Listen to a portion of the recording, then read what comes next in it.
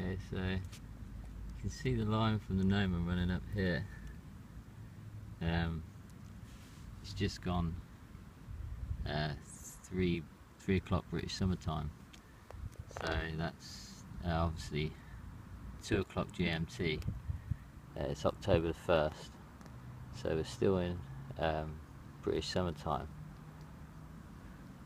but this has given us just past 2 GMT. This is what I think is a Flint Sundial found at the base of an oak tree in Banstead Wood. It's got the right angle cut into it there. It's got a central hole.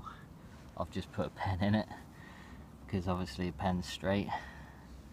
I've used an equatorial sundial that I own to align this to true north, and you can also use this to show that it does lean. It produces a lean that's the same as this sundial. I don't know how much you saw that then. There's understandably there's quite a few people that think I'm not telling the truth about this, or that I'm mistaken that it's a sundial, or even that it's more that it's not man-made, and some people think it's a natural object, but yeah, I guess it depends on what you think. This thing leans, so it's tilting forward onto this front section, and just not the gnomon. The right angle cut out here kind of allows it to lean forward. This arm here seems to act like a weight. I'll show you in a minute how well it's balanced. The gnomon, to get the gnomon set up properly, you have to have it kind of in line. You've got this back face here, this corner, and the gnomon really needs to run up from that corner.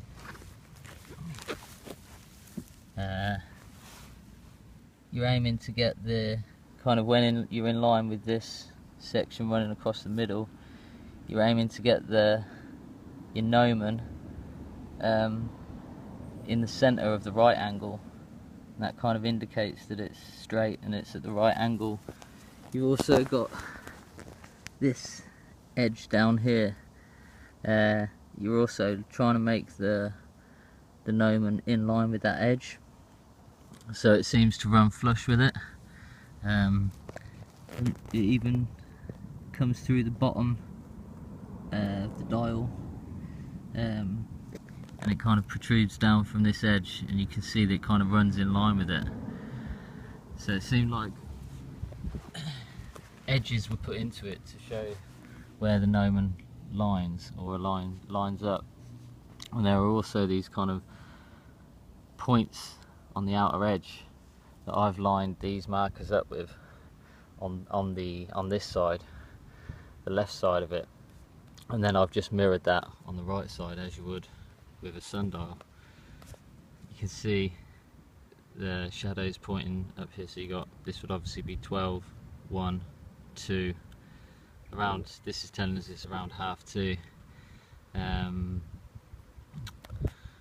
I obviously haven't got any other means. I haven't even got my watch on me, so obviously people are probably not going to, understandably people could claim I'm doing anything here, manipulating this, but I did check a moment ago.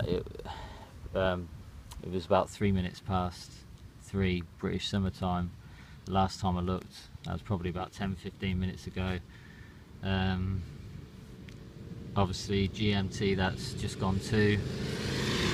In my opinion, this is precisely working. This is a working, functioning sundial arrangement.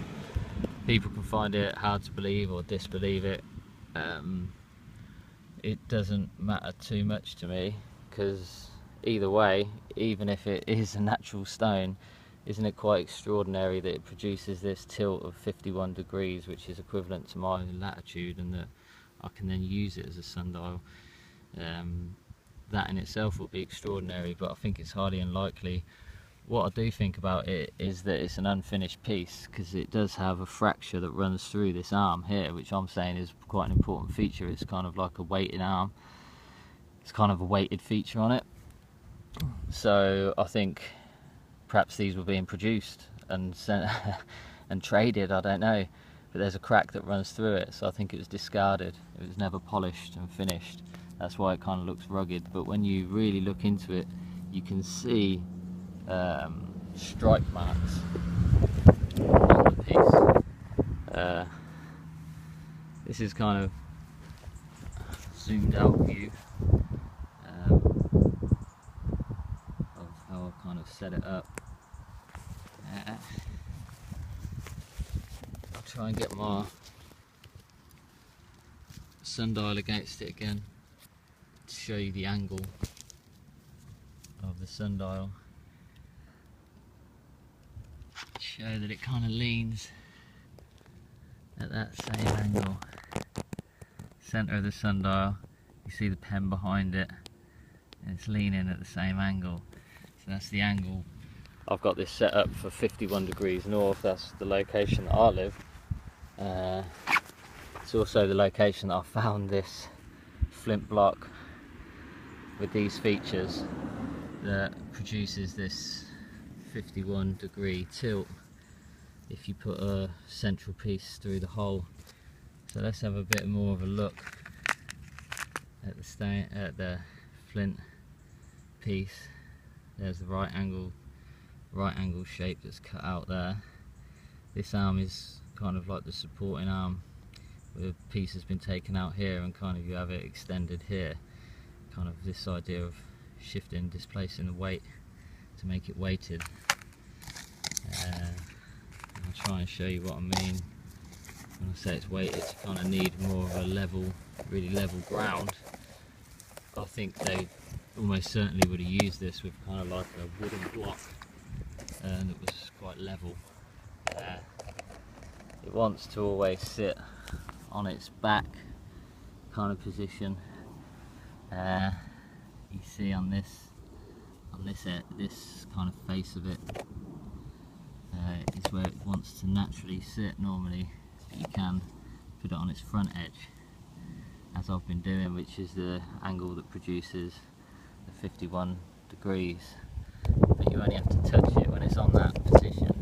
You literally just have to touch this arm to make it tilt back. So it's weighted really well, and that's what I'm almost certain it's not natural, because you've got this part here that's removed and this extension here that creates that kind of really well weighted effect. You can also, as I've said, you can see stripe marks. I don't know how well this is going to show up. I've put photos online. You see stripe marks on the edge, and then so around here you've got a stripe mark, and then it kind of goes inward, which is kind of the bulb of percussion, and then you have ripples going across the surface from where that strike has taken a whole chunk across here, and you can just see it on it. I'm going to admit I'm not an expert on flint knapping, but I have looked for a lot of flint objects, and I've researched the concepts of flint knapping, and from my understanding these kind of marks on the outer edge and then these stripes going across it show a strike, very concentrated, concentrated but very hard strike to it that you don't really get in nature. Flint in nature normally breaks because of thermal expansion. It's to do with heat, not normally. It's actually, flint's really hard. The reason it's used and broken up to create tools isn't because it's a soft stone, it's really hard, but it's because it's crystalline. So it means that with directed blows you can break it in very purposeful and intentional ways, and that's what I think's happened here. It's just that it hasn't been finished off, it hasn't been polished.